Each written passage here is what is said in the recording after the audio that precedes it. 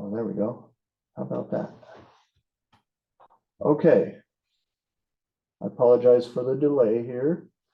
At any point, go ahead and speak up. This will be recorded. Let me go ahead and see if I'm recording.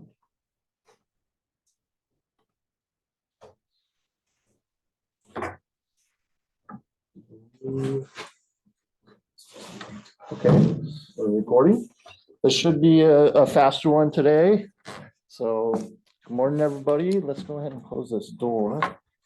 Okay.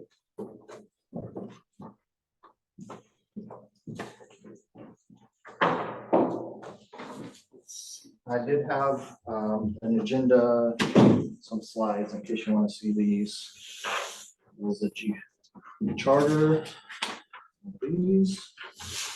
Thank you guys.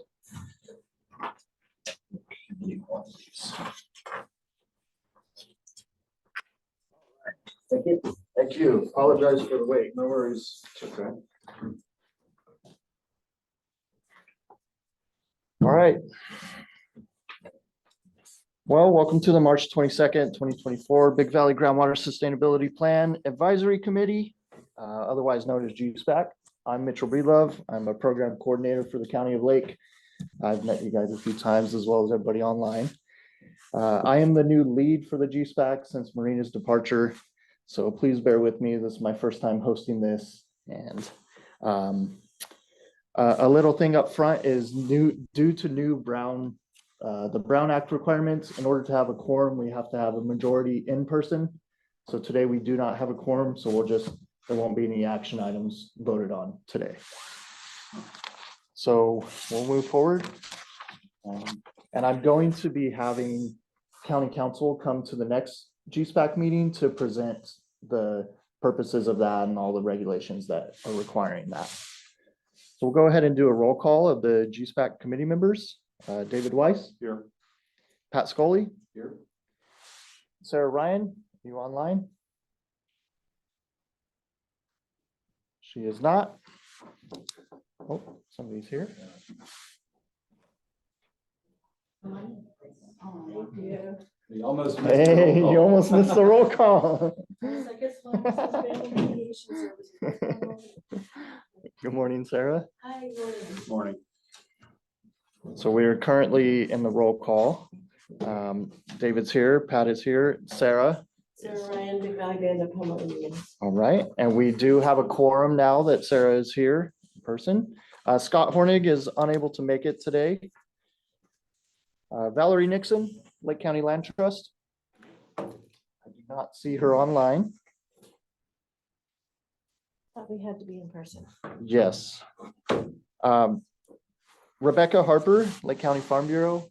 Also, I do not see online.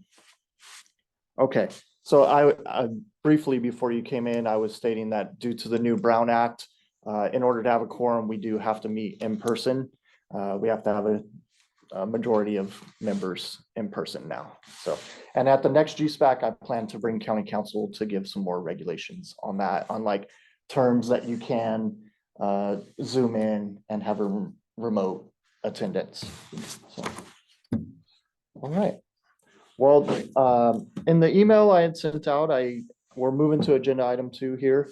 I had sent out to review and approve the December 21st, 2023 minutes. That was the last GSPAC meeting we had. I hope you guys had some opportunities to review that. And at this time, do any of you have any questions or comments?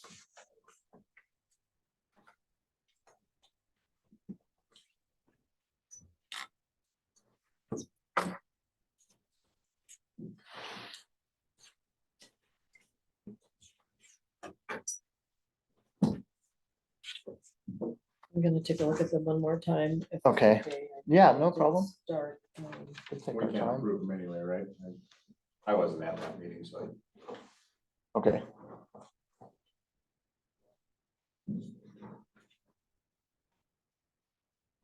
Alan, would you mind sitting over here? That way you can hit the next on the slides. I'm forgetting about our Zoom friends here. So that was the minutes from the December 21st. Do I hit here? Correct. So it's already on there. You'll just hit this button when we're moving to the next slide. Thank you. I wasn't here either, but I had a question. Okay. It was under number 6 and in Marina's comments there, it says, we were not selected for funding the implementation of GSP. Why? Was there some reason given or?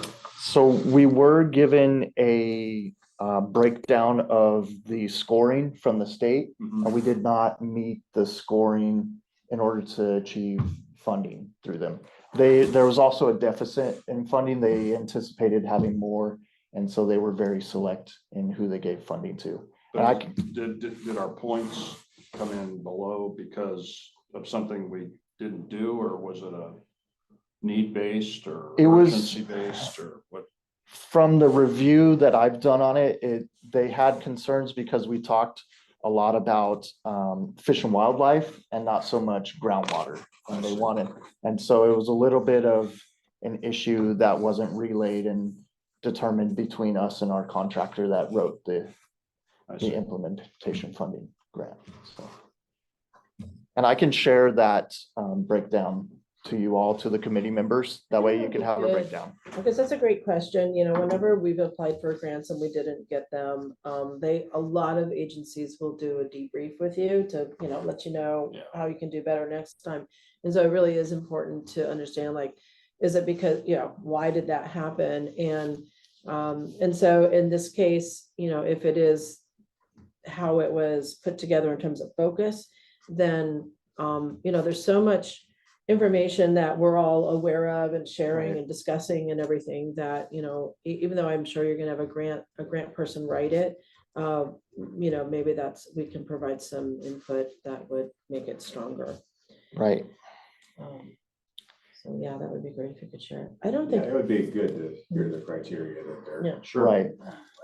And I don't think there's currently any more funding, but I do believe that there's going to be in the future. They're going to open it up for more funding opportunities. And we will get into a little bit later some stuff that we as the GSA may be doing for long-term funding. I'm wondering is there a quorum to actually approve the minute, or you don't need, I mean, because not everybody was on that call, or how would that move forward? I don't know that answer because Sarah, you were on that call, Yeah. but David and Pat were not. I mean, I know we have a quorum. Although I believe we have a quorum today and you all reviewed it, so I don't have that answer. Maybe we should hold off on approving it until the next time. And Sarah, I mentioned to them, I'm very new to this, so there's a lot of things that I'm working through with this. So we'll hold off on approving that. Yeah. And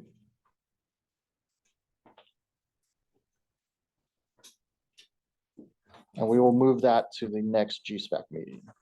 Do we know who is on the call? I'm sorry, I didn't. Oh, I'm so sorry. Yeah, I should give an opportunity to allow everybody to introduce themselves. Erin, if you want to introduce yourself. Sure. Erin Bender, I'm a senior scientist at the State Water Resources Control Board, and I have been invited today to provide a brief update on the Clear Lake Information Order. And then we have Quinn. Hi, my name is Quinn Little. I'm a geologist with the California Department of Water Resources at the Northern Region Office up in Red Bluff. I'm the point of contact for the Big Valley GSA. So any questions that anybody has, whether it's in this meeting or at any time, you can email me or call me. I will put my contact info in the chat here for anyone that doesn't have it. But by all means, please ask me any questions. And if I don't know the answer, I can always track down who does in my department. Thank you. All right. Thank you, Quinn. And then Lucy and Kelly are our internal staff. They're helping run the Zoom call. So. All right. No problem. We're going to go ahead and move on to agenda item 3, our Big Valley groundwater updates. Yes, next slide. And then you can go ahead and hit next slide again. So we've been recording our Big Valley Basin. There's about 10 wells that we monitor every month, and these are those 10. I put a little graphic together to show our current levels. And when I did an average, our Big Valley Basin is currently at 15.35 feet from reference point elevation to the groundwater. And that's a basin wide on our 10 monthly that we have. At the lake level at the last reading, this was a item that Alan brought to myself. And I apologize, Alan, I'll give you a moment to introduce yourself as well. Yeah, Alan Sonneville, recent hire, water resource technician. I'll be participating in these meetings a little bit in the future. And I'm a farmer. Right. So Alan brought to me that maybe we should add what the lake level was on the day that we did our last reading, and it was at 8.44 feet above Rumsey was our last reading. There's 2 wells that I need to fix the graphic. You can't quite see the average. The one in the top right, the O2C2, the average was 21.06 feet.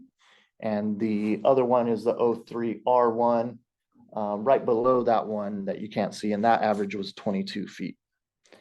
And Sarah, last time you had some questions about the variables between some of the different groundwater level readings. So I did a little bit more research, and some of it depends on the reference point of the well.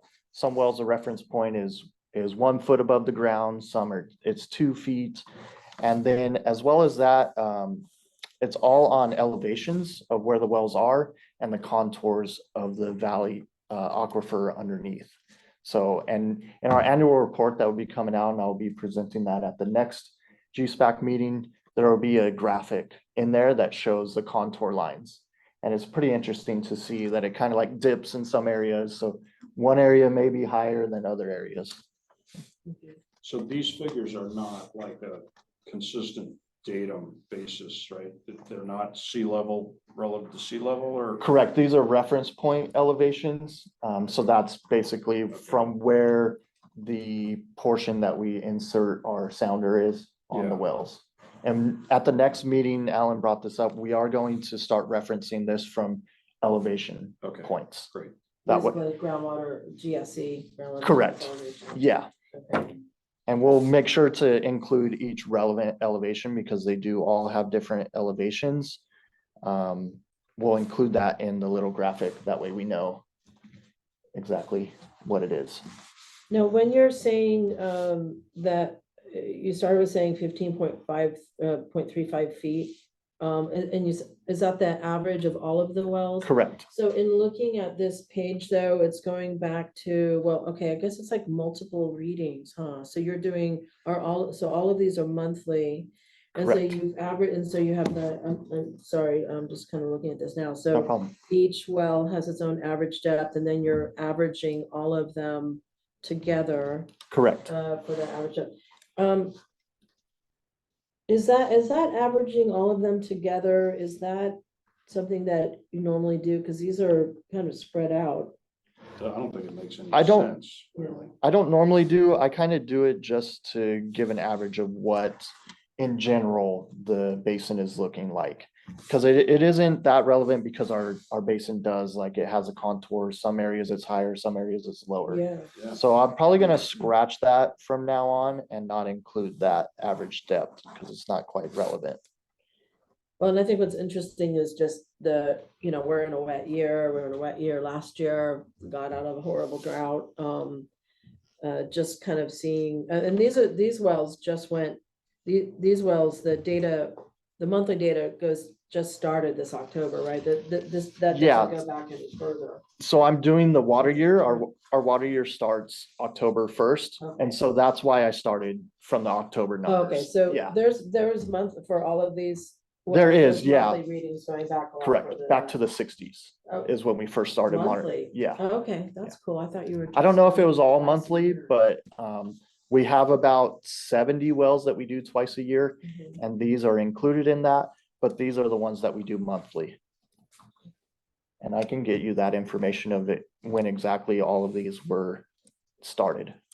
I'm gonna be Yeah, and maybe instead of like an average of what the, all of them together are, I like the fact you've got average depth per well. It might be just, yeah, interesting to Okay. see the, over time, what these are looking like for each well. And I know you have that on your website. I know there's like a whole hydrological Yeah, thing, and I haven't looked at it lately. I know Tom Smythe used to keep it going, and I'm not sure if that, then there was a little while, I don't think it was on your website now, if it's back on, maybe you can kind of walk us through that. At one of the Absolutely. meetings, you know, where to find that data. And yeah, that'd be great. We can walk through, we have our GLA data website. That's what hosts all of our Big Valley data, and that does have like hydrographs basically of the well from the existence of, yeah. So at the next meeting, I'll walk us through that.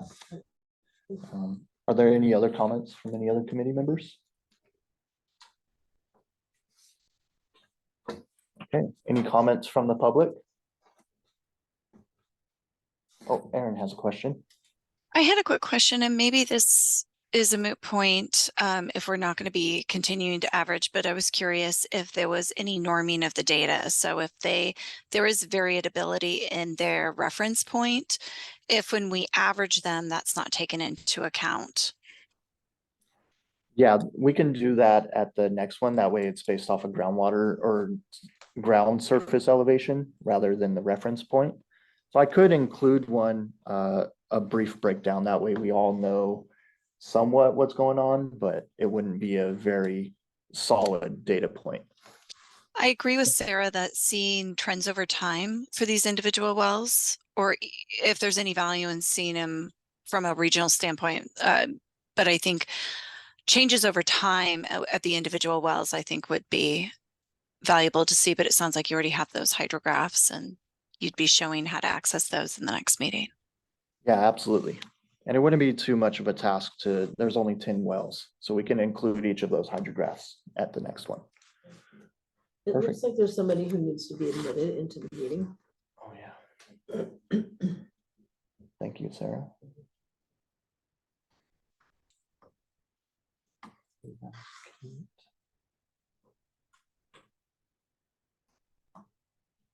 Hello, welcome, Kate. Thank you. If you want to introduce yourself really quickly for everybody here. Sure thing. Sorry about that.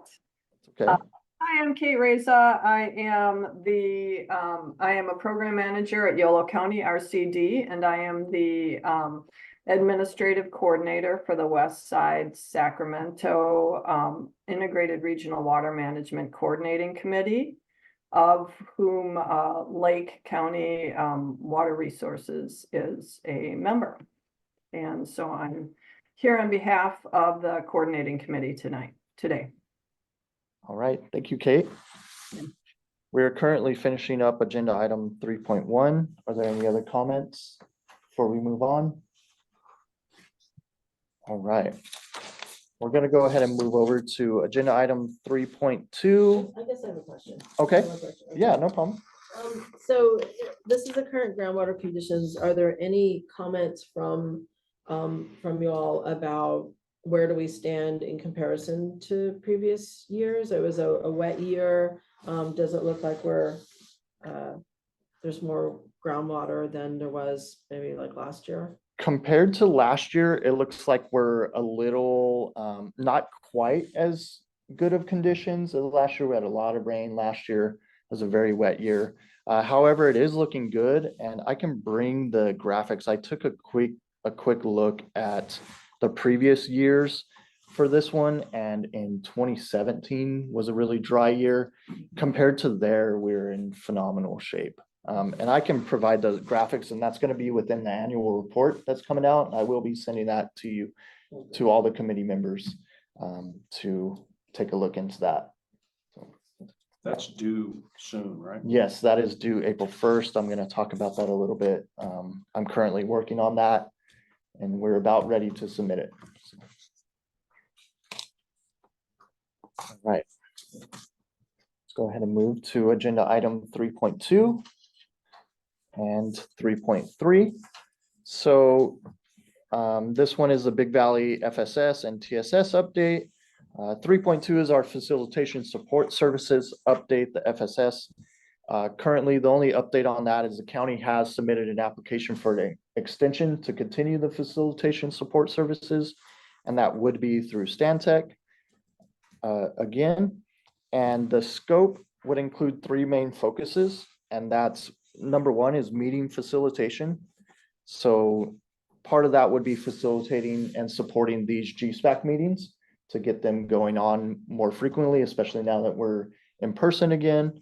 And then that's also including preparation of agendas and informational presentation materials. So I'll be working with Stantec. We have not received that final go-ahead for that support services, but I'm expecting to get that in the coming weeks. So by the next meeting, we should have Stantec here assisting us in facilitating this. Mitchell, Yes. this is Quinn online. I can tell you that we have that report, or we have that application approved at the regional office level. Okay. The next step is for Sacramento to approve it, and they should be pretty quick about that. Okay. Perfect. Thank you for that update, Quinn. Yeah. And then on the second point for that scope would be targeted outreach to underrepresented ground users. As you all know, we have had trouble filling that seat. I forgot at the beginning of the meeting to acknowledge our vacant seats, which are the environmental user seats, the private user domestic well owner, and we have two underrepresented users seats that are currently vacant. So part of our facilitation support services would be situating assessment to understand the current GSPAC status and opportunities to engage with other underrepresented groundwater users. So basically outreach. The number two is conducting that targeted outreach and support aimed at filling vacant GSPAC seats with representation from underrepresented beneficial uses of groundwater.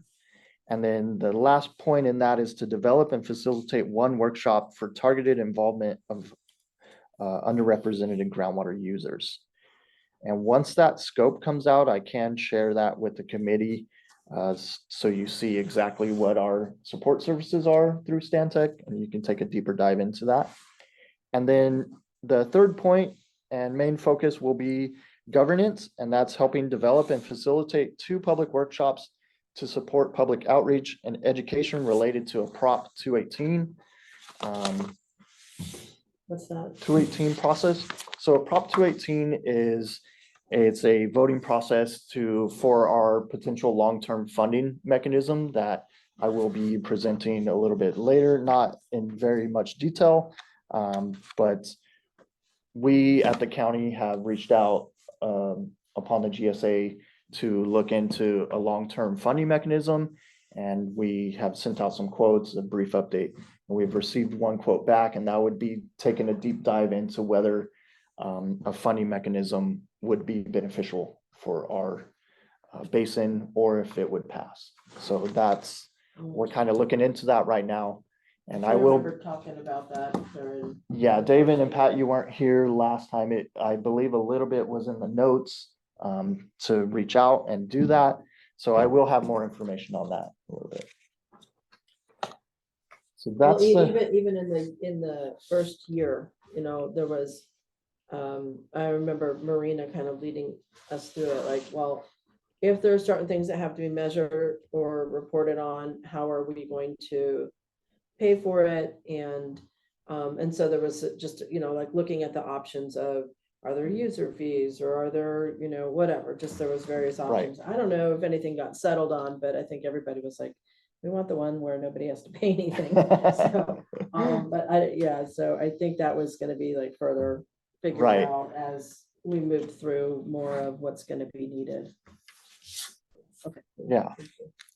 So that's our 3.2 update on the facilitation support. Does any community member have any questions or comments?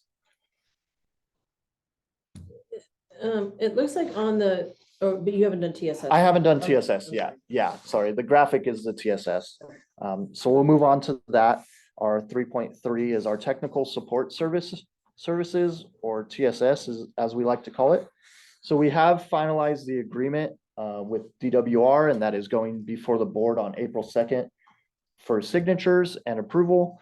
And basically what that is agreeing to allow the county, or the county allowing the state to drill wells on county parcels. We have one parcel that we have two wells that are going to be drilled. One well, and you can see it here on the graphic, the Argonaut and Highway 29, Adobe Creek. That is a Caltrans right-of-way parcel. That's not a county parcel, although we will be monitoring the well in perpetuity of the lifetime of the well with our agreement with DWR. DWR has gotten a encroachment permit from Caltrans that was approved, and Quinn can speak a little more on that in a moment. And then, so that's our first well at the Adobe Creek site. And then our second well is at our Kelsey Creek detention structure. And so we have a parcel on the east, it's like the southeast side of our Kelsey Creek detention structure that we were able to locate, and it is a county parcel owned. So the agreement will be to drill a well on that. And we do have right-of-ways for that through a parcel to get there. And these two wells were fast-tracked due to the Clear Lake Hitch emergency. That way we can monitor surface water, groundwater interaction. And these are monitoring wells. They have multiple stage completions. And Quinn, if you want to give a little brief update on maybe some depths that we're looking at and timeframes. Yeah, right now we're looking at hopefully late April for the start of drilling. That's going to be a little bit dependent on other jobs that are lined up in front of us right now. I think there's one in Tracy at least that's going to have to go in before we can start drilling, but that should be done by the end of April, and then we should be able to start drilling if everything else has kind of fallen into place, including agreements and other things like that. These wells are both going to be somewhere, I think, between 300 and 400 feet. We're going to screen them at multiple different depths so we can actually measure multiple discrete aquifers with one site, but about 3 completions in each well. And our hope right now is to put telemetry on these so we can get more regular data updates on these. We're still looking at what kind of telemetry we're going to end up putting on these, but there should be some kind of telemetry on these. If anyone has any questions on these wells, please let me know. Quinn, I have a quick one. If we do install telemetry, where is that data going to be hosted? Is that through the CNRA website? Yeah, it'll end up on other websites besides CNRA, like California Groundwater Live. Right now, it doesn't end up in there automatically, but it will be hosted on one of the several DWR groundwater level servers. Okay. I'd be happy once we have that up to give a quick presentation showing everyone kind of how you can access that data and look at it if anyone's interested. Okay. That was gonna be my question. Yeah, all right. Basically, is it, is that data gonna be available? So it sounds like yes. Yes. And the county will be taking those readings as well, so we would have those on our website as well. So each of these wells will have there are essentially several different wells that are screened in different spots. Yeah, they're nested. Yes, yeah. And how are they going to determine where to have the perforations in each of those? You're talking 400 feet deep. I don't know that there's any wells in this. I think it's great to find out what's down at 400 feet deep, but Right. From a practical standpoint of trying to determine groundwater to surface, 400 feet doesn't tell you a whole lot. I would think that there's going to have to be some kind of discussion on, what we're trying to accomplish here if it's 3 different levels that we're looking Right. at. Also, Quinn? the quality of the water, I think, is going to be important because I've heard that the biggest reason that most of the wells in Big Valley stop at 200 or 220 is that the quality of the water down deeper is, That iron, well, or gas and Okay. sulfur and Iron. Huh, yeah, maybe interesting. iron. But Do you have boron issues there too? we don't have really, boron would be out in the Merritt Road area. Okay. yeah, Yeah. but not in this area that I'm aware of. Okay. But most of these ag wells at least are kind of 200 or 220 deep. So Okay, it's great to go deeper, but it'd be nice to be able to measure quality as well as. right. Quinn I believe that is part of your drilling process, correct? That you would be taking water quality samples from each of your screens? Yeah. So there's a few questions in there that I heard. So the way we decide which depths we're going to screen at, and we seal off these. This is a nested well with multiple completions in it. So we use bentonite in between each screen to make sure that we're only sampling the aquifer we're interested in for that particular completion. On a 1,000-foot well, we have between 4 and 5 completions. On this well, it might be less. It just kind of depends. So as we drill, I'm going to be out there on site. I'm going to be looking at the cuttings and the tailings that the drilling is producing. And then after we've done our exploratory borehole, we're going to run an electronic resistivity log. And that's going to give us more of an idea about where we might find those aquifers. So our final construction is actually going to depend on what we see out in the field once we start drilling. Part of that is going to be water quality. Once the well's installed, we'll have some of our environmental scientists come out and run water quality, and they run a full suite of pretty much every constituent you can think of. And then on top of that, we are hoping, this is a far off down the road, but we would like to get some groundwater quality sensors like a electric conductivity or total dissolved solids. We'd like to get sensors for that in the wells if possible, but with the state's budget, that is a bit of a pipe dream, right? But there is going to be a water quality component, and if we drill 400 feet and we don't see, a good aquifer that we could possibly complete a well in, we won't complete a well that deep, and we'll just fill in the borehole above that. Okay. Quinn, I have a question, and we could take this offline if you need. If the county had funding to help with installing water quality sensors in those wells, would that be something that we could work out?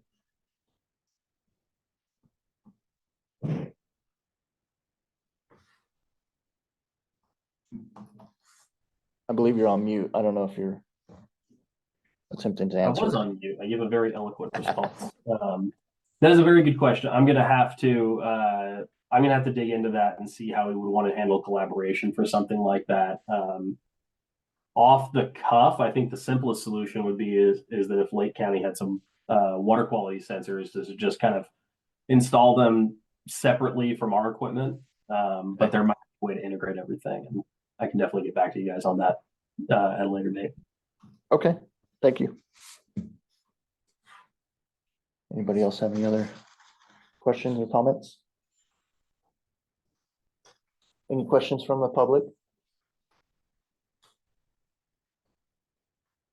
I guess I just want to confirm that these are the wells that will have water quality monitoring as well as groundwater elevation, right? And the water monitoring was, I think it was like TDS and boron, or there was a couple of things that have been determined in the GSP that would be valuable for indicators of what was happening with the groundwater. It wasn't much, but it was a few things. So that's what these wells are, right? These ones are for groundwater elevation monitoring. I don't know, Quinn, was that something that we planned to install, like a some type of spigot, so we could take water quality on quarterly for these wells? At this time, no. Typically, the way we'll handle water quality on these kinds of wells, if we want to take samples, is you pull any equipment that might be downhole already, and you drop down what's called a hydro sleeve. It just looks like a big, long plastic tube that we pull back up. That gets us a water quality sample from somewhere near screen depth, so we're not just skimming off what's on the top. And then from there, you run samples with that. But we're not currently planning on implementing any kind of specific sampling device. Okay, So there is no pump in the well. correct. To use a baler or whatever. Yeah. I thought that's what these were for. No, I thought there was going to be some additional, there was a required element, or maybe this was, if we get the funding, We want Right. to do some wells that have water quality components because that was needed to look at, just Right. undesirable effects. Part of our GSP, yeah. Yeah, okay, and for some reason I was thinking these wells would be doing that as well, but I guess not. No, Okay. doesn't sound like it. We do have quite a few other wells that we are planning to get drilled in the future, but these two were fast tracked mostly for the groundwater surface water interaction component. Yeah, are there any wells that are being, have groundwater monitoring going on? As far as water quality, Yeah. yeah, we do. We have 6 wells that we monitor quarterly. Next month will be our next quarterly update, and we do send those, and those are hosted on our GLA website that I can show you all at the next meeting how to access that. No problem. Okay, and with that, we're gonna move on to agenda item 4. Yeah, go ahead. And this is the Clear Lake Hitch update. I want to introduce Erin Bender. She's from the State Water Resource Control Board, Division of Water Rights. And Erin, I will hand it over to you. Thank you so much. Well, I'm going to provide some real general updates.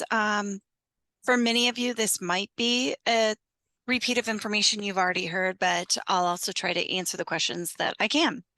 So as you know, the board approved emergency regulations at the end of last year, and we mailed a little over 1,300 information orders to the Clear Lake area. These orders are effective, or the emergency regulations rather, are effective for 1 year. We've issued the information orders, and those information orders require 3 stages of reporting for some of our folks. We cast a wide net within the Clear Lake watershed. For example, we pretty much sent everyone except for anyone on city water, on municipals, an information order in the Big Valley Groundwater Basin.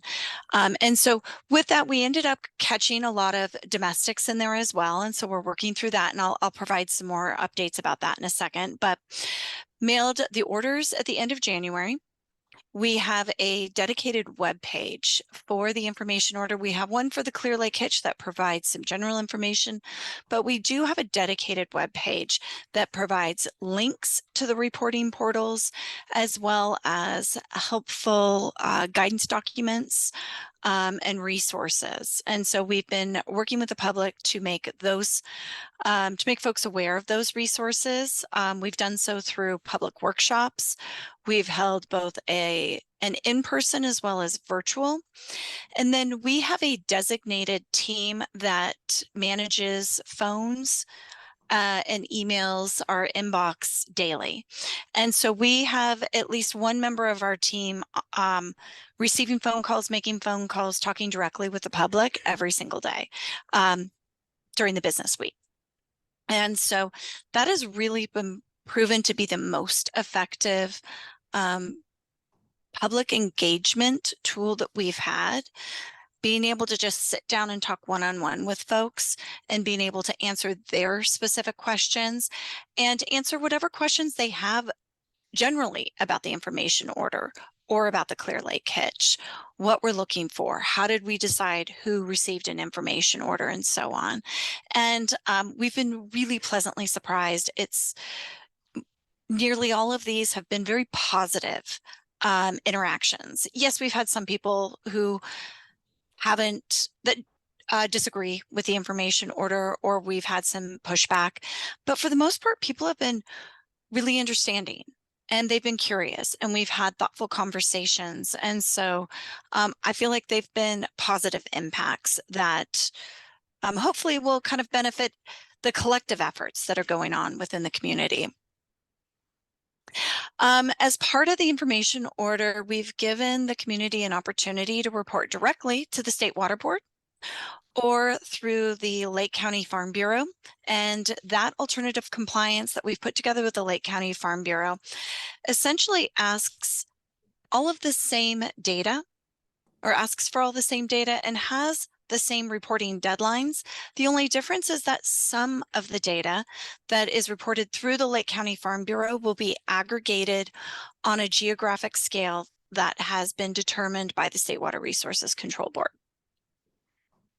And so I haven't looked at the latest data, but for a while there, it's been about 50-50, with I think maybe a little bit more folks choosing to report through the Farm Bureau.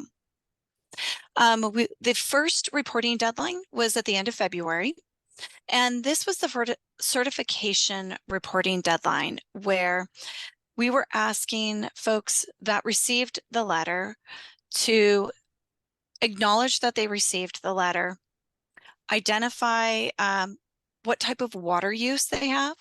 And that gave us an opportunity to identify if they were a domestic or an inactive well, something that a well that hasn't been utilized in the last 5 years, or they haven't accessed their surface water diversion water rights in the last 5 years, that qualified as inactive.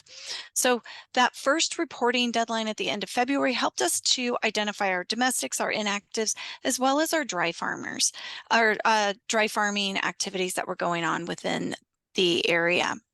And we have an off-ramp for them. So they went ahead, identified that they received the letter, certified that, and then we were able to remove them from the process, and we're not requiring them to move forward with additional reporting. Those next two reporting deadlines, the next one is coming up at the end of March 31st, and this is looking at a lot of static data.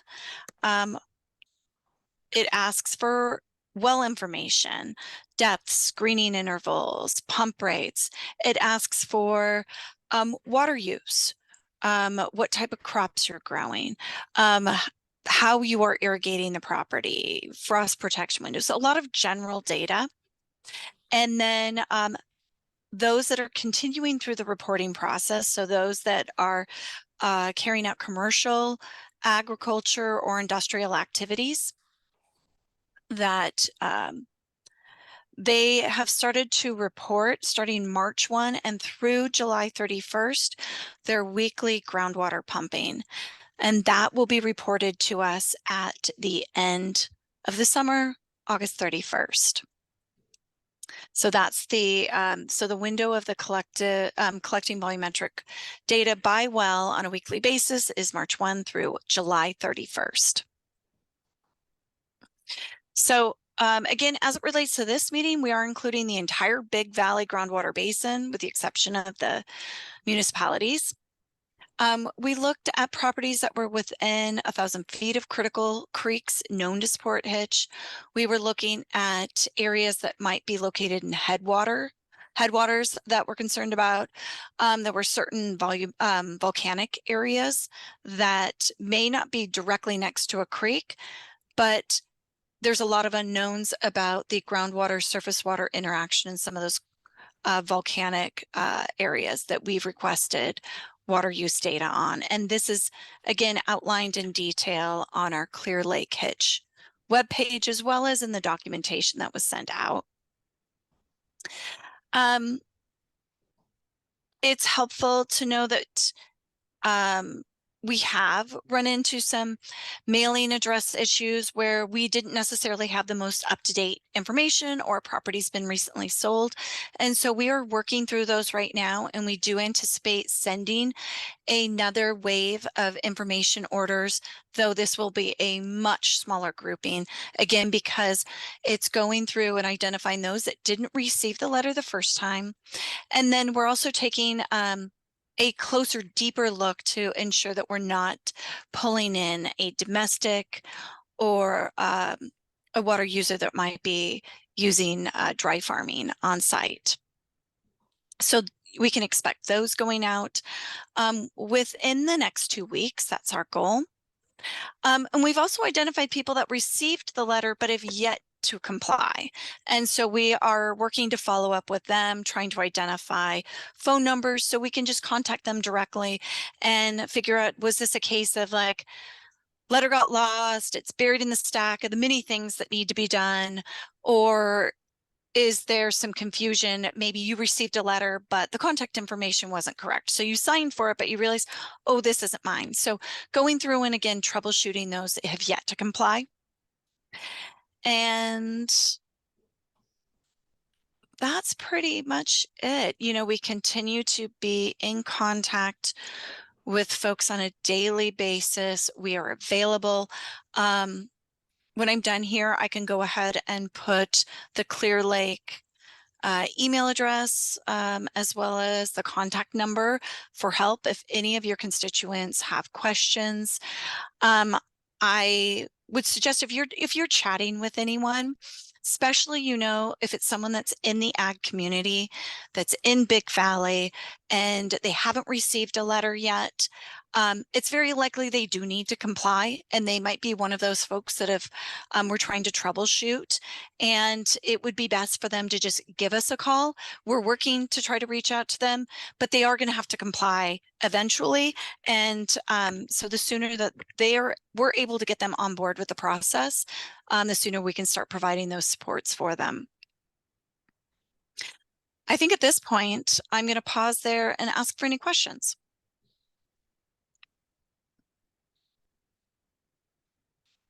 No questions in here. Thank you very much, Aaron. You're welcome. Appreciate it. Okay. Go ahead and change the slide here. We're going to go ahead and move on to our agenda item 5, our Groundwater Sustainability Plan Advisory Committee business. We do have a quorum today, so we can talk about some of these items, and then go ahead and hit the next slide. So the first one, the agenda item 5.1, is going to be the GSPAC charter overview and next steps. In the email I sent out to the committee members, I included our GSPAC charter. Now, I want to acknowledge that there are some changes that we need to make. Currently, it still names Marina in there. We need to adjust that to the proper person. And yeah, a brief overview for the public. The Sustainable Groundwater Management Act, adopted by the state of California in 2014, allowed local agencies to better manage California's groundwater supplies over long-term sustainable manner. SGMA requires local agencies with medium or high priorities to form a groundwater sustainability agency and develop and implement a groundwater sustainability plan. By January 31st, 2022, Lake County encompasses one medium priority basin, Big Valley Groundwater Basin, which is what our committee is. And on August 6, 2019, the Board of Supervisors, acting as the Board of Directors of the Lake County Watershed Protection, adopted the resolution electing to form the Big Valley GSA and the Big Valley Advisory Committee. Previously, the Advisory Committee assisted in the development of the GSP. All of you, I believe, were on that at that time. It is now, the GSPAC charter has been revised to continue to have ad hoc meetings and regular meetings that are publicly available to the public, as well as just assisting the Big Valley GSA in decision makings for the continuation of the GSP.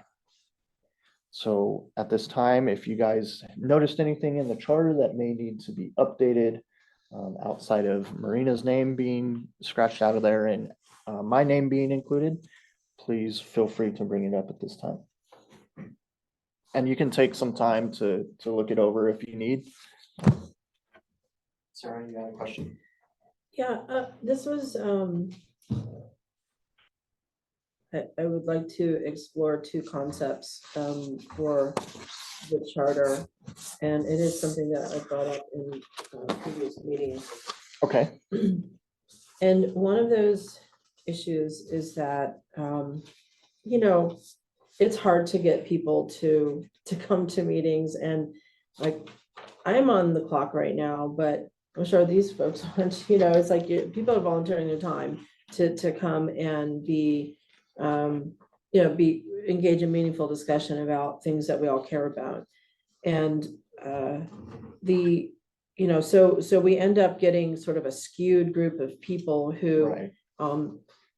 Maybe, you know, especially when we're looking at underrepresented users or something like that. These are people that, you know, are impacted by groundwater management.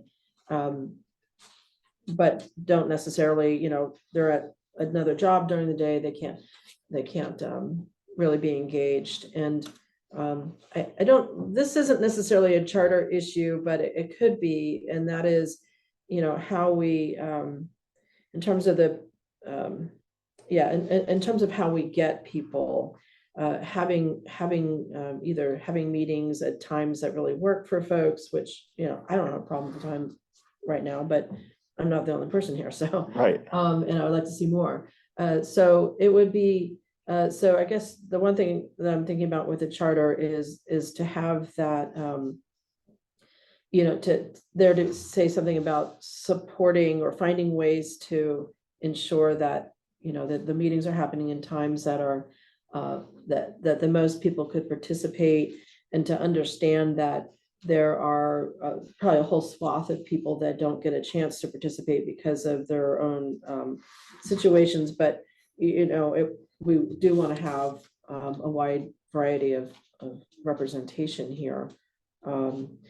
And in looking at that, one of the participants, the way it worked out the last time was, and it was something that the tribe commented on in terms of the whole process, is there was a lot of agricultural involvement, and agricultural users have 3 of those seats. But the domestic well owner was also an agricultural interest, and so was the environmental person.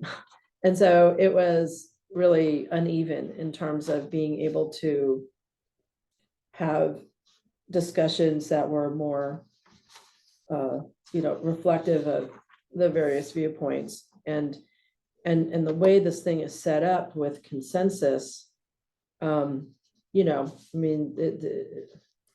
either are stopping everything, which, nobody wants to do that. I don't want to stop everything, but if most of the votes are going to be from the agricultural viewpoint, then it's hard to have, a discussion that is just more balanced.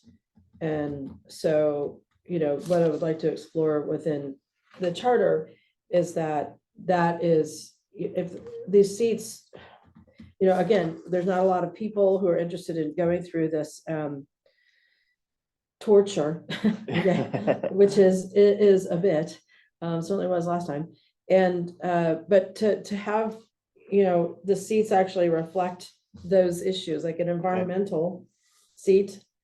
Like, as an environmentalist, I'm offended, that there's not an actual environmentalist last time, and I'm not trying to judge the person before, but, and Val is I'm not saying anything about Val, but it was also an agricultural user, and so that was just difficult to get that. So that was one of the things I like to explore is knowing the limitations of who we can get, Right. And who is going to be involved.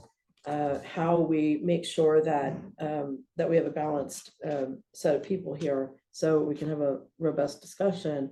And then the other part is just more of a regulatory side of things. There are requirements that have come down from the agencies about this emergency work information order, and other things that are been kind of required of everybody who lives around here.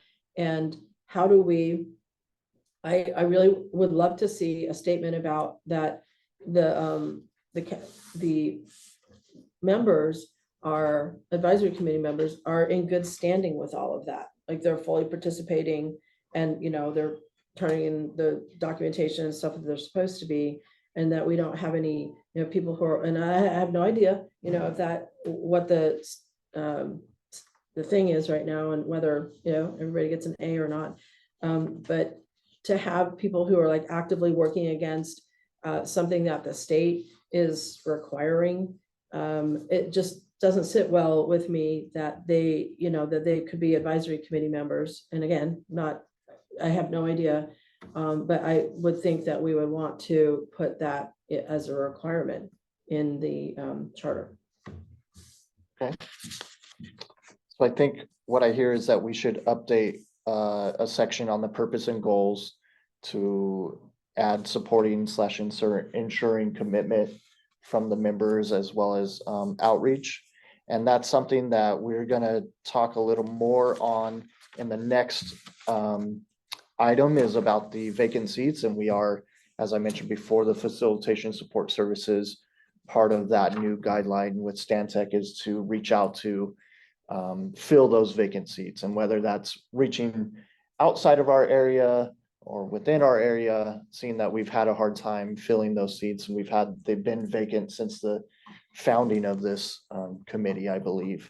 And especially now having meetings in person, that includes another hurdle for many underrepresented users. And something we can look at is potentially having meetings in different locations throughout the county.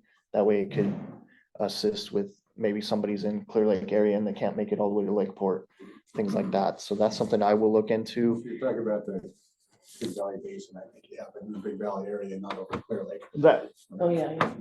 yeah, that is a good point. That is a good point. Yes. Mitchell, just to take a little bit of a counter on what Sarah was saying about the composition of the committee. I mean, this is a agricultural basin. I mean, people that live here are involved in agriculture. You know, and you've voiced your frustration with that, Sarah, and I understand that that's frustrating, but at the same time, a lot of these people, a lot of the underrepresented people, you're talking about the Hispanic community, a lot of those people work in agriculture, and they're, you know, I think it's important that we also remember that this committee needs to represent the stakeholders in the basin. And you're gonna have a heavy representation of agriculture in doing so. Absolutely. Appreciate your comments. In the And end, I'm in favor of getting underrepresented communities on here. Right. I think it's important that we maintain the balance and understand who's, you know, that it at least represents who's in the basin. yeah, Well, just a comment about that, and I remember saying this last time is, are you saying the amount of acreage within the basin is mostly agricultural, or the number of people, or the amount of water used? Like, I'm just curious, like what, because I understand, yes, you look and you see a lot of agriculture, like, yeah, obviously.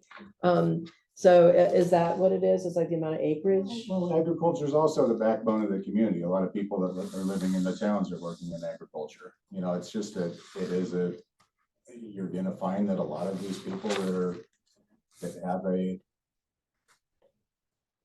have a stake in what this groundwater basin is doing are involved in agriculture. It's just the nature of our community. But I mean, if you look at acreage, yeah, you'd say, okay, well, 95% of the people on this committee being representative of agriculture. So I'm not saying that, but I'm just saying it's just the nature of the community that you're going to have a strong presence at agriculture. So. And I see what you're saying, and I do think that representation should be based on the people that are there, like,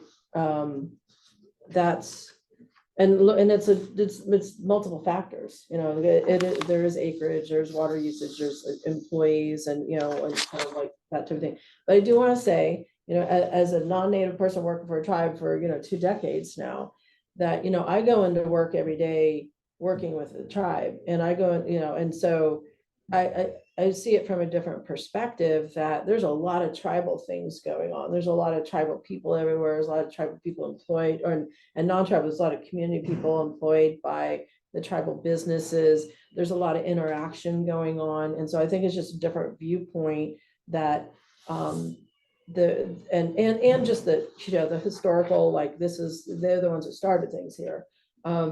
So, you know, but it's sort of like, I don't know, if you look at Lebanon and the government there, it's like it's representative of the number of people. When you don't have that, when you start to like skew that, people get upset, you know. So if it turns out that really, if you look at all the factors, and maybe that's one thing that, I don't know, this group should do or whatnot, but how many of the population of the acreage and of, probably the money, but, certainly population and acreage, how much of that is related to specifically to agriculture? And how much is it related to other things like the tribal components? And I'm just saying that for someone who comes in every day, working for a tribe, that to me, it looks pretty tribal, but that's what I'm seeing, because I'm know that this massive interaction of all of these different tribes and agencies and tribal programs and, and then all of the tribal businesses and whatnot. So I just, I think it's just like looking at it from a different angle. But what it feels like to me with, 3 ag seats that are already here, and that was set up by the Board of Supervisors, and I didn't attend that meeting to argue that one down. So, and I probably wouldn't have been successful anyway.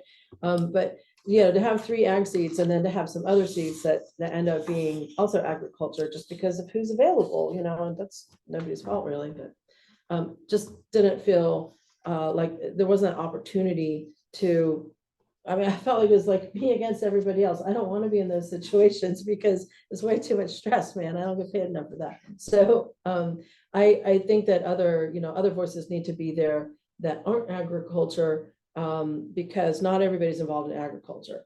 So in agricultural production, of course, we all rely on it, and agriculture is an important thing. It's just there's other voices that are out there. But I think you're saying that too, that, yeah. Of course, But the components of at least the categories of the GSPAC committee, I think represent more people than want to serve on this thing, right? And that's what it seems like, yeah. yeah, so it's like if we put another category in addition to domestic well owners, private users, doesn't mean we're going to fill it. That's the challenge here, right? So Yeah, trying to get input from various factions is dependent on who shows up. I or think who that's raises their where hand. And our issue lies, is that we can't get people currently to the seat to represent. So we have ag users here representing, and so it may feel currently that it's a little one-sided, But but I think what Pat says is true in that some of these people that might step up to be an urban user or a private well user are, chances are, just like Sky Hoyt, right? He also had an affiliation with agriculture, at least in his Right. past. right. And so I'm not sure it's avoidable. And adding more categories, I don't know that's gonna solve it either, because who's gonna fill it? I'm not asking, I don't think we need to add more categories. I just want to, as best as possible, and I understand the limitations, like I said, because of who's available. This is thankless work or whatever, and stressful.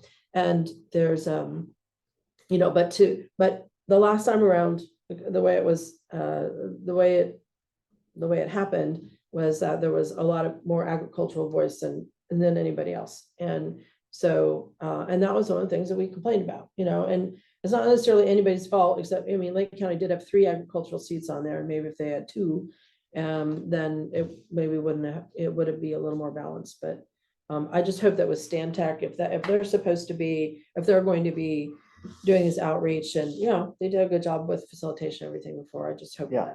that, that they can try to fill the environmental seat with, somebody who's with an environmental group or doing Right. environmental advocacy work or something. Because as an environmentalist, it's like, yeah. It would be environmentalist. And that's something that we could have like a very focused GSPAC meeting strictly on whether we want to change the seatings or how we're going to fill those, rather than doing a deep dive into more things. We can have a focused meeting on, hey, we need to tackle the charter and the open seats and the vacant seats, things like that. We can do that as this committee. And if you guys have any recommendations, it's laid out in the charter that you can send it to the Water Resources website, to our email, as well as a little bit of reference for them. And yeah, I believe Stantec's going to do a great job. I'm excited to get that going, because we absolutely need to fill some seats. And that is why we prioritize that is one of our main supports that we gain from them outside of leading these meetings. Are there any other items regarding the charter currently that you guys have concerns or comments, or maybe edits that you would like to see made? And this is going to be a standing item that we'll bring back at every meeting, just in case there's something that we find that we may have overlooked. So it's not your last chance to edit this, and we can make edits at any time with this. I'm very new to all of this. I've been a little bit involved, but the charter is very new to me, so I'm still learning a lot about it and all of the rules and regulations that go into it. So if I make any mistakes or things like that, I'm actively learning and taking it as it comes currently. So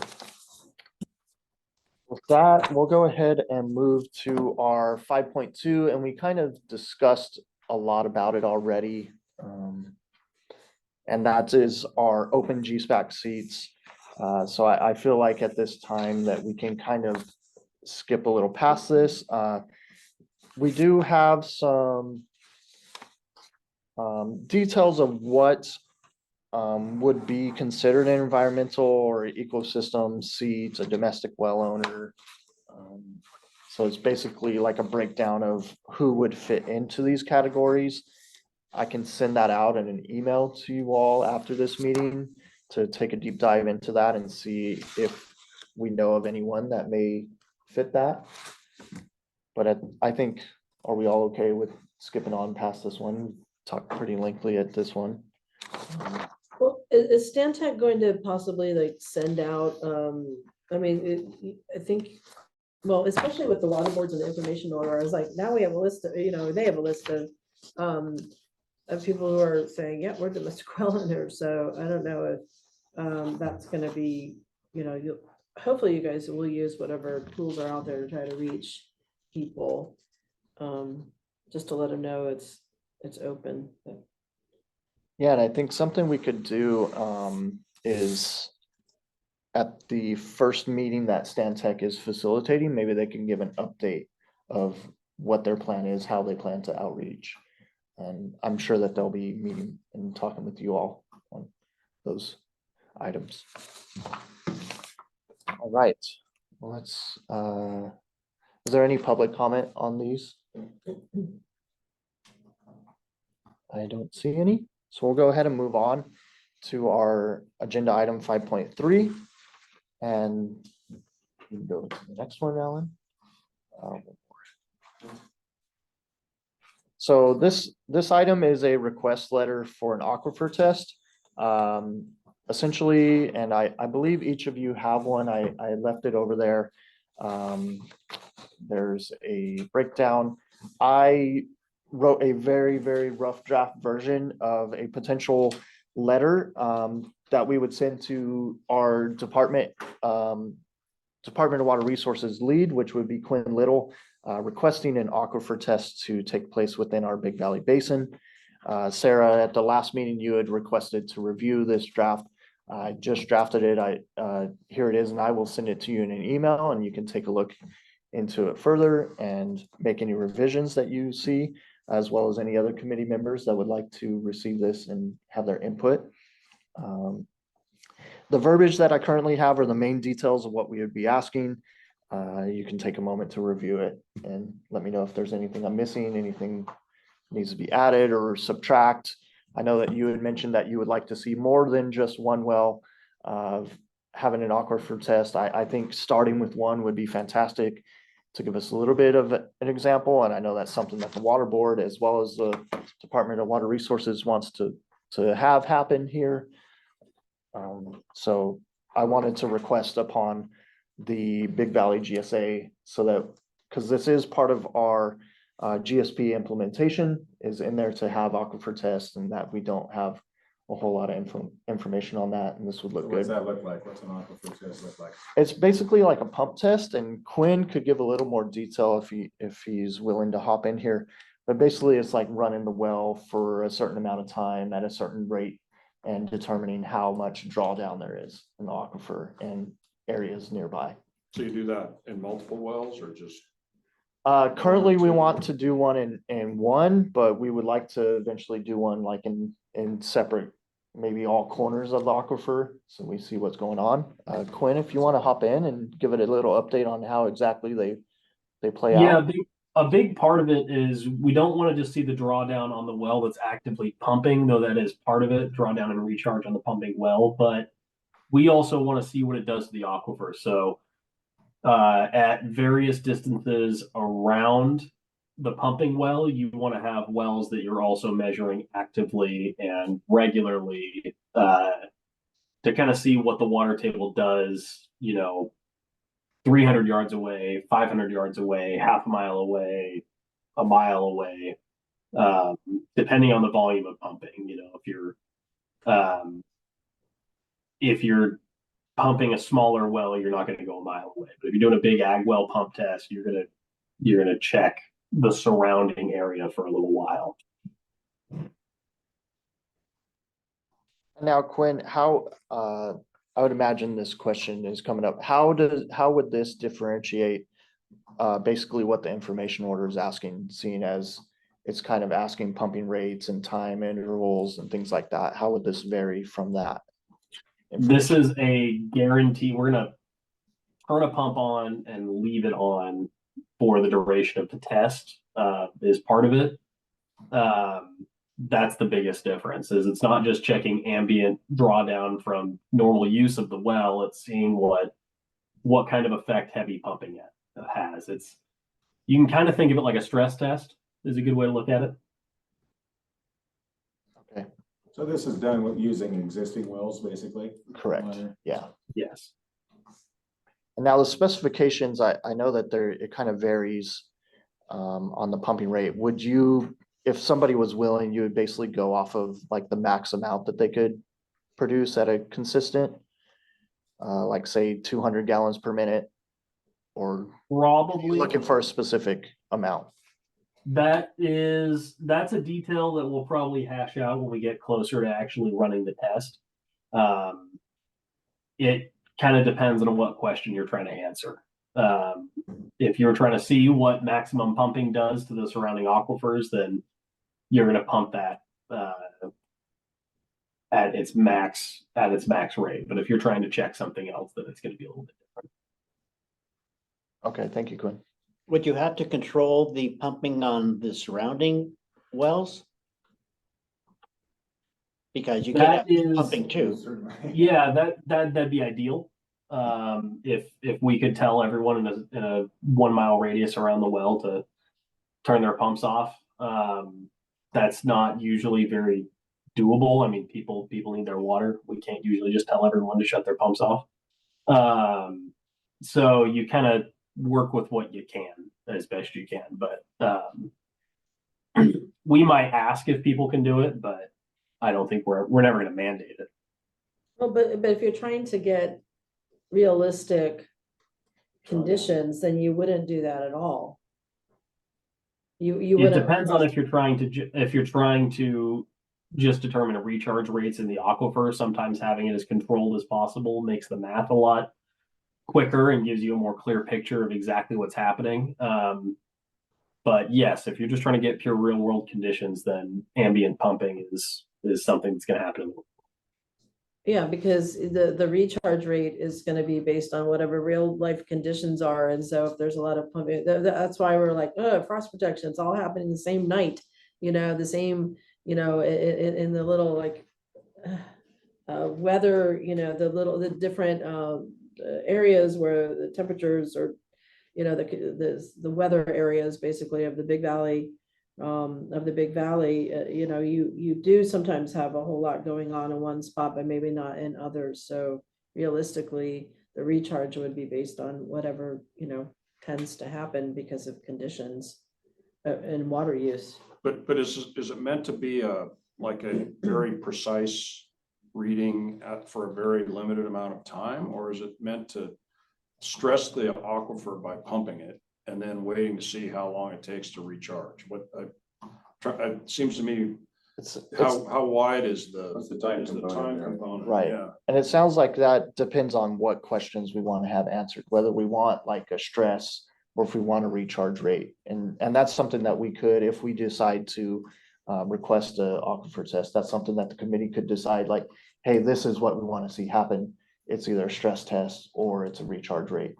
And that would all depend on that. And also the time of year, right? I mean, Right. because it's gonna recharge a whole lot faster now than it will in Correct. November. Yeah. So, It almost should happen in multiple multiple months because of the different needs Right. for the water. Okay. but I think as a practical matter, the most concentrated use is going to be frost protection events. Irrigation events can be done over multiple days and Right. different times of the day, but frost is gonna be, pretty much the same time for all the people in that little environmental microclimate that That's what turn on microclimate. at the Right. same time. Yeah. So,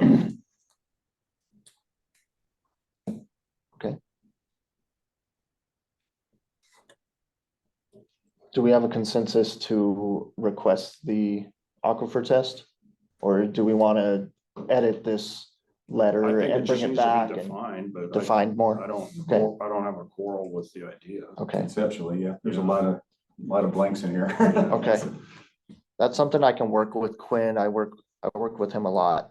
We could dive into that and see get a little more defined on what we want and bring it to you guys and see if that's what you all agree with. And I would think that to do it and have something that you actually get something out of, you'd have to have not, basically one well pumping and not, like you say, the neighbor down the road pumping two or whatever. And there are periods of time you could do that. Before we start irrigating in May, I mean, pretty much there's no frost protection. There's no irrigation going on yet. And again, in the fall, I would think that would be a pretty easy time to work with the landowners to say, hey, we need to do this test for these days or whatever it is. Yeah. Okay. Yeah, I think having this test would take a lot of coordination with neighbors and Right. a lot of understanding. So, okay. Well, we will bring that more defined to the next meeting. I will send, I'll go ahead and send out the rough draft to the committee members and feel free to make edits or give me some suggestions in an email. I'll send that out.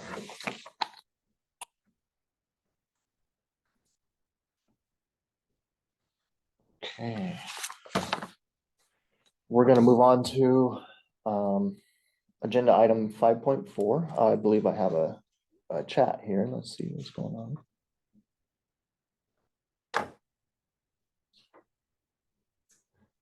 Kate in the chat wrote, I wasn't quick enough with public comment, but wanted to point out that a lot of federal and state funding opportunities give priority to groups. And I believe this is referencing the underrepresented users, vacant seats. Funding opportunities to groups that include representation from disadvantaged and underserved communities. So if you're planning to apply for state and federal grants, it's a good idea to be very inclusive and have very diverse representation. Thank you, Kate. Close that. So we'll go ahead and move on. You can go one more. All right, agenda item 5.4 is our Big Valley Well application GSPAC review process breakdown. And we've gone over this a couple of times. I want to keep it as a long-standing item that we keep bringing back.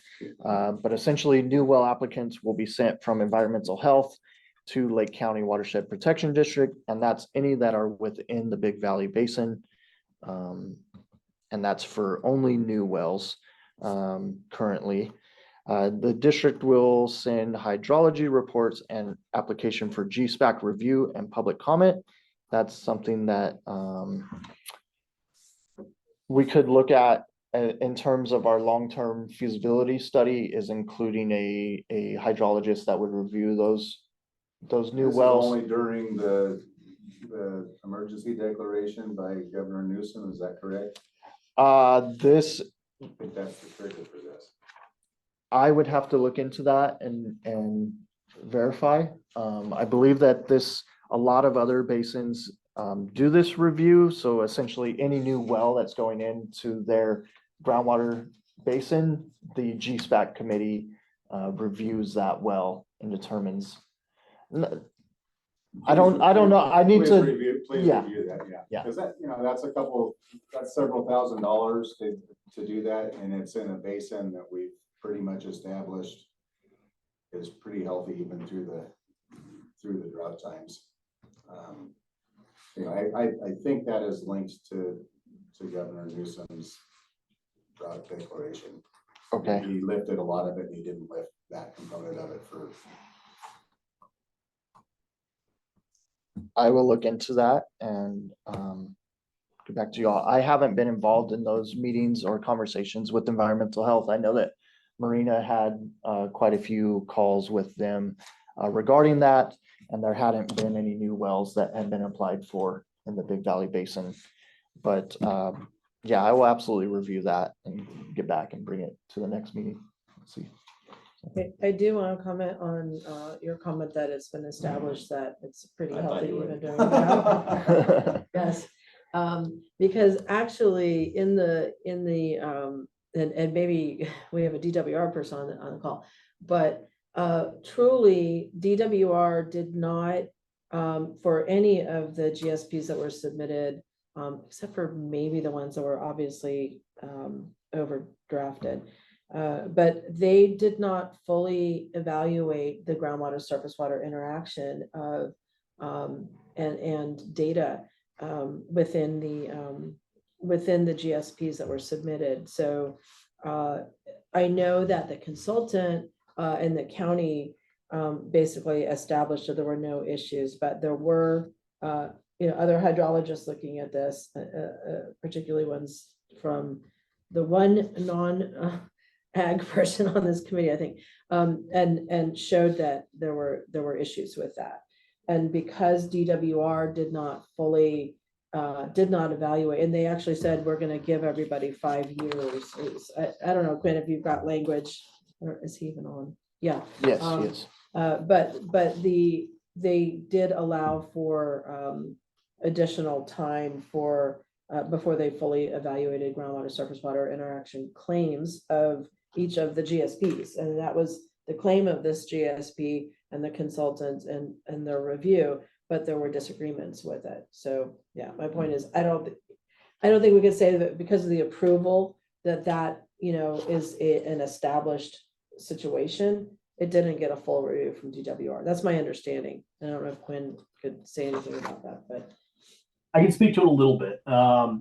I'm now trying to recall the Big Valley GSP from memory, which isn't going great. But if I remember, interaction between surface and groundwater was listed as a data gap. And generally speaking, when you acknowledge that it's a data gap, it's going to pass muster if you have a plan to address the data gap. So if Big Valley GSA says we don't have enough information about interconnected surface water and groundwater interaction to make a call on what ISWs look like, but here's how we're going to plug this data gap in the coming implementation of the GSP, then generally speaking, I did not review the Big Valley GSP in the actual approval process, so I can't speak exactly to how that meeting went. However, this is a living document, the GSP, and it is subject to change and subject to continuing approval.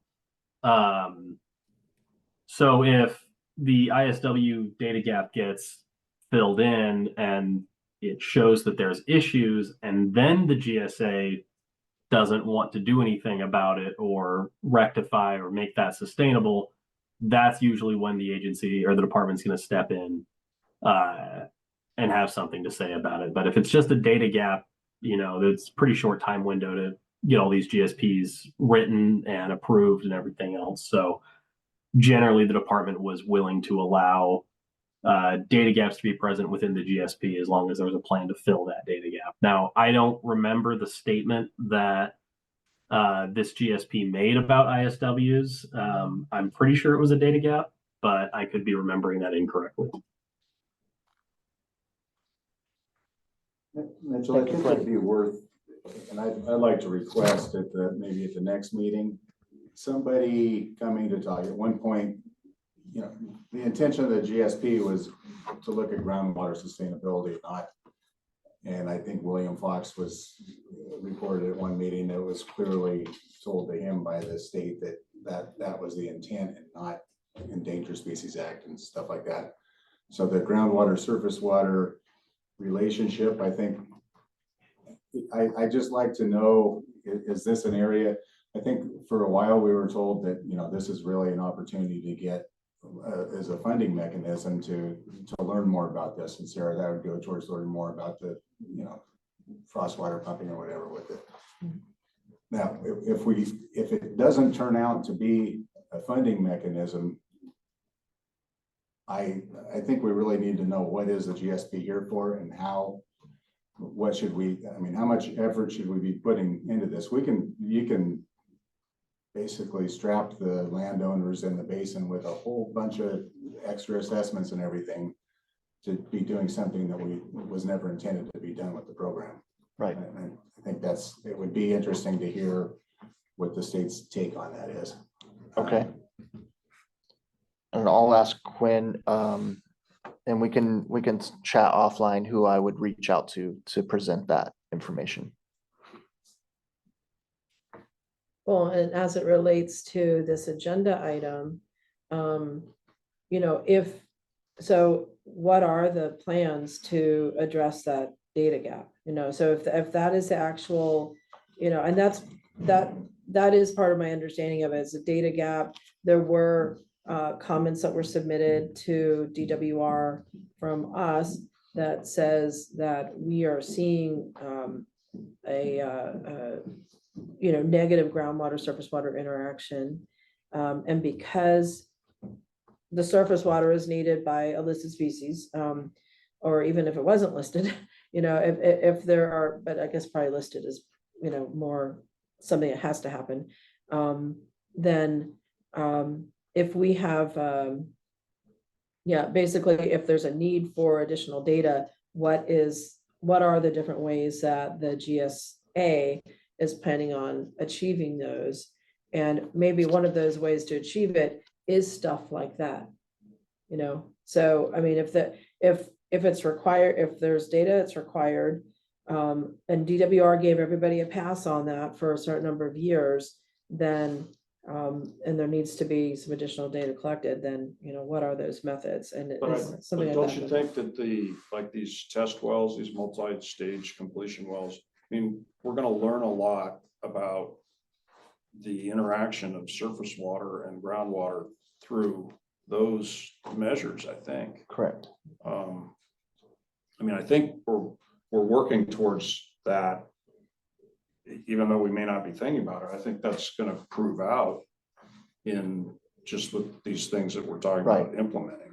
It's going to take time, but I mean, I think that's what I'm hoping we learn. I mean, I'm as interested in, you know, understanding that interaction as Sarah is, and from a very different perspective, because I don't think there is that relationship, but I don't have any more facts to cite than she does. So I've got some data showing it from equipment. Well, but I mean, the creeks I don't said I flow if have it data doesn't showing rain. that from equipment. But you've got surface diversions going on. There's all sorts of things, all sorts of variables. We have locations where the pressure transducers are very close to those wells, so we're not talking huge distances.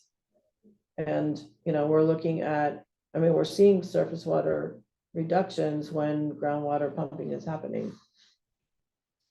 Are you monitoring the surface water that's being extracted during that time from surface water extraction? And it makes sense to me that, yeah, I mean, there are diversion points that are permitted along the stream. You know, and if frostwater turns on, people are sucking out of it, I mean, and permitted to do so. That's gonna make the stream level go downstream. Directly. I mean, it's, But if we're looking at over time, then why is it just when the pumping's happening that we're seeing the biggest drawdown in surface water? I mean, because we've got continuous data from both of those sources. So, yeah, there's not, the only difference. but during, yeah, I think it gets a little complicated too, because when you're doing frost protection, it's not raining at that time. So when it isn't raining, the creek flows diminish and you're using water at the same time. So it gets convoluted a little bit. So it isn't a direct correlation that when you're pumping, the creek goes down, but because it is also dry at that time. And when it rains, the creek flows are flowing and your levels go up. Right. Yeah, but so, Sarah's saying that they see their creek level go down when the pumps turn on. But what I'm saying is when the pumps turn on, there's also surface water diversions that are occurring at the same time. When we turn our 200-foot deep well pump on, if a guy's got surface water coming out of the creek, that's going on too at the same time for the same purpose. There's a lot to learn. But yeah, there's but some obvious things going on there though. yeah, and overall, because we're looking at multiple years of data and it's continuous data, they're factoring in the hydrology of it. And we're noticing that certain areas are more impacted by groundwater pumping that's going on. And that's what we shared with during the GSP development, is that we're seeing issues. And even though the consultant's like, well, there's not enough data in all of these other areas, we're like, well, there still are in some areas, and we want you to consider that. And, everything was fast tracked. So, in terms of our ongoing data collection, it's really to understand if there are any management decisions that need to happen, and whether it's something like, additional, what do you call them, tanks or so, there could be storage prior to, or, there just could be other things that could happen, and Or it could be, spillway modifications on the dams there to mitigate it, if it does turn out that, or maybe even mitigate the surface water extraction. There's things that could be done. Yeah. And we need to learn and figure out how to get it done. Well, and that's one of the reasons why we totally support going after illegal cannabis production and all these different things that, where you have these massive water users that are not even being tracked whatsoever. So it's, looking at all of those, the water demand. And will the pump test be also measuring stream flows, you think? I doubt it. That's a different Okay. Yeah. measurement device, right? But it Yes, should yes, be- of course. I would imagine it would be incorporated. Okay. Yeah. Well, and there are Um, 5 pressure transducers in Adobe Creek, and now they're in the stream gauges for coal and, a couple other places in the Big Valley area. So there's going to be that flow or depth, at least, in a lot of different places. It's pretty, getting a lot more covered than it was just a couple of years ago. So that's good. And I think, to my understanding, one of the big components of having a review process was to protect other wells in the area as well. Say somebody wanted to put a not that Yeah. anyone would, but 1,000-foot well, like 500 feet away from somebody else's well. That's something that the GSPAC would be like, hey, maybe that's not the proper area that you would do that. But I can absolutely look into more details on what this would look like, as well as whether it was linked to drought, things like that. And something that you had hinted on a little bit, the county has secured funding to look into the feasibility of adjusting Highland Dam and Adobe Dam through a WCB grant that's looking at, would it be possible to raise those dams to hold more water to supplement flow in times that we don't have that much flow? We don't know if that will happen. That is very, very early stages, but we did secure some funding for that. A couple million, right? Yeah, a couple of million. So.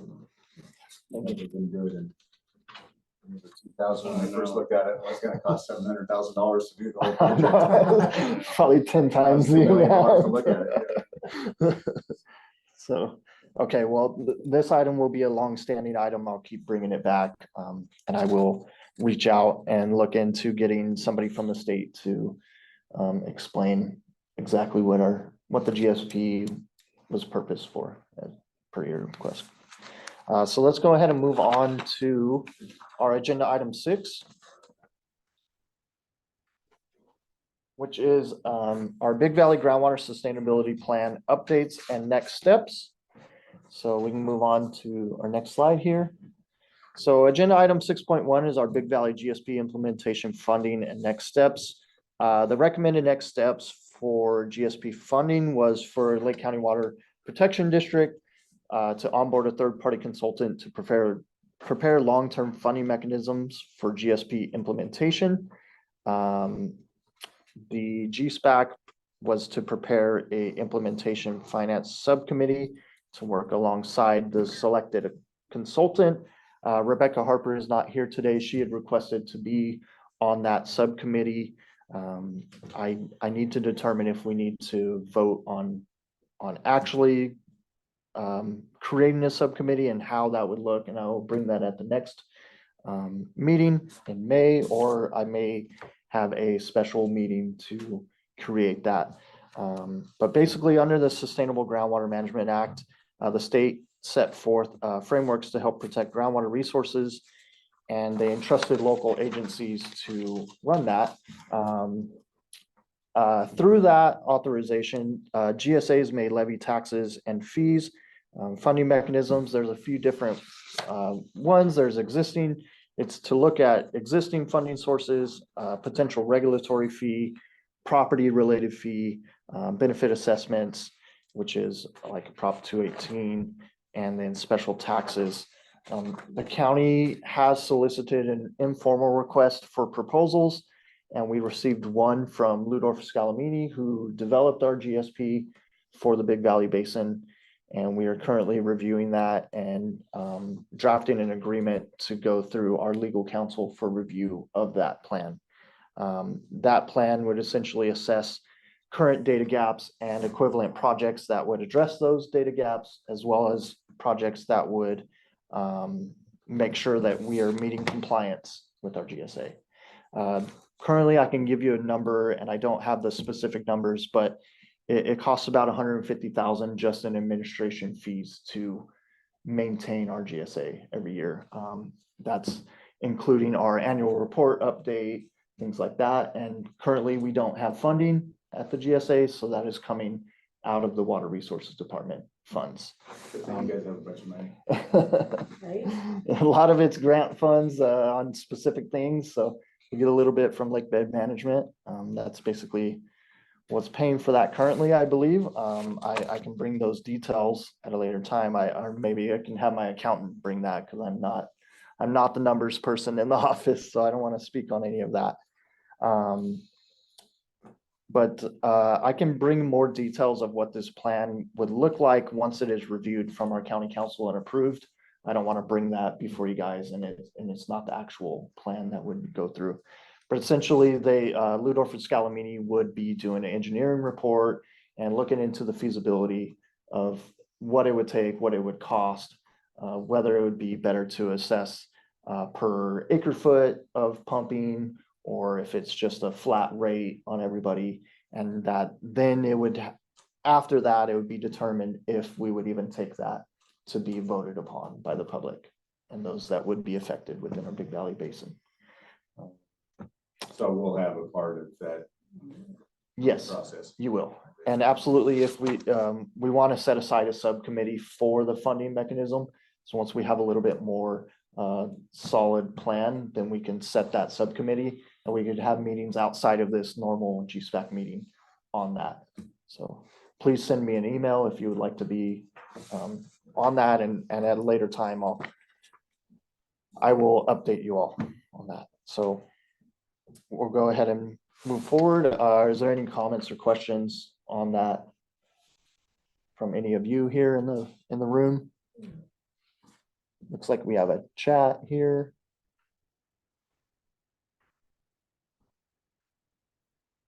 Kate put in the thing, and thank you, Kate. I saw your email about that. DWR released a resource guide for funding Sigma implementation today. And it's about a 32-page document. I can forward that all to everybody on the committee to review. And that would greatly assist us in that. So thank you, Kate.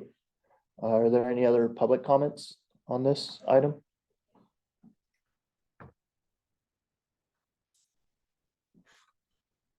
I do not see any. We will go ahead. Okay. For agenda item 6.2 is our Big Valley GSP reporting timeline. April 1st, 2024 is our deadline. That's every year annually after that. Currently, we had a signed agreement with Ludorf Scalamini. They provided us probably about 95% of the, they did like the high level graphs and the running of the groundwater model, as they were the ones that developed it. And they have provided me with most of that information. There's a few little graphics that I'm waiting on, but I'm currently active. I'm about 50% done updating. So I'm basically taking last year's and updating numbers and things like that. That way I don't have to rewrite everything outside of the things that I need to review. So is Ludorf still contracted then with the county? They are not in a contract currently. That's something that I want to create. At this point, I just haven't had a chance to create that contract. We went out to informal bids from a number of people. Nobody submitted outside of Ludorf for that. It's about $26,000, and that went before the board and was approved. I see, just as a one-off. Yeah, just as a one-off, but I do want to create a long-term contract, maybe a 5-year contract, because this is coming up every year and the county staff does not have the ability to do all of this on our own. But that is something that will be looked into in the long-term funding. That would be a portion of that funding feasibility. So yeah, I wish that I had it. We kind of got a late start with William leaving and then Marina leaving. We kind of got a very late start on that report. I would have loved to bring it to you guys in a completed phase before submittal, but unfortunately that won't be happening. I will, however, be sending it out to you as soon as I submit the final report. An update on that, and Quinn can hit on it a little bit. This year, DWR plan, they announced that they will be providing feedback on the Basin's annual reports now. So I believe they said the time frame is about 4 to 6 months after submittal that we can receive feedback on those. Quinn, do you have any update on that? I'm not sure if you're involved in those. I will be involved in reading them. But you've just summarized everything I know about it too. We know that we're going to do it, but we don't have a lot of information yet from the Sustainable Groundwater Management Office in Sacramento yet about how that's going to go. Okay. Thank you. Is there any comments or questions on this? Any from the public? All right.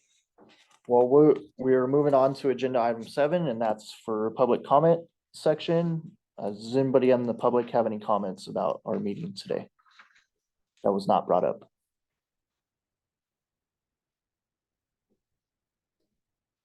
I do not see any, so we'll close that item.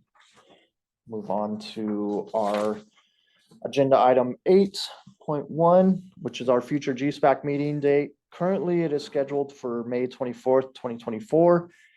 So we decided at the last GSPAC to move to an every other month basis, just so we have more regular meetings here. I will hope that Stantec is here to facilitate that and assist in running these meetings. So that's that. Does anybody have any comments? I know, Sarah, that you had mentioned, is it the May one, or is it maybe the July is the one that's close to the Thule Boat Festival? Yeah. And that's in the next slide, so we can go to our agenda item 8.2. Yeah. Yeah. So we have our breakdown of our next dates throughout to the end of this year, calendar year. And that is the fourth Friday of every month on a bi-monthly basis from the same time, 11 a.m. to 1 p.m. So we had May 24th and yeah, I believe you had mentioned that you were going to look into if the July 26th was close to the Thule Boat Festival, and maybe we should reschedule that one. It is, I mean, I definitely won't be able to attend it, so it's up to, I mean, if everybody else can, that's fine, or if you want to have a booth at it. Okay. More than welcome, and we'll definitely invite everybody here to attend if they'd like to. It's a 3-day thing, yeah. Okay. Thursday, Friday, Saturday. Okay. Mitchell, do you feel like there's a need for 6 meetings a year on this? I know you're in a transition, taking it over, and there's probably a lot of moving parts on your end. Boy, you talk about trying to make it harder for I know, people I know. to serve on it. I mean, that's also a thing. I think that's something I can look into, seeing as we may end up we're gonna have a subcommittee as well. I think the intent of having it 6 times a year was because of all of the new, like the long-term funding and things like that, having more regular updated meetings on those things. But if we're having a subcommittee, maybe it's not necessarily, and we can go back to our quarterly. I don't know if anybody Consider has that any. going forward, rather than Okay, throwing out every 2 months from here on out to eternity. Okay, I would say for me personally, both July and September could be difficult. July is certainly not good for me, okay. so. Well, I will send out an email with potential dates and maybe some changes. You all can really, maybe we'll bring it to the next one. I think we should keep the May Yeah. 24th one for now. Sure. And then at that point, we can determine if we want to change it. It's good. So, all right. I believe with that, thank you guys for all coming. Let's go on to the next one. I have our updated info here. We're just going to send any inquiries to the water.resources email. And then I have Quinn Little's DWR contact on here. And that is I can send out that information. I think it's easier to have the water resources because then it's sent. If for some reason I'm not here and maybe Alan's leading it, then it can be sent over to him. So. And with that, we will close out. And thank you, Quinn and Kate.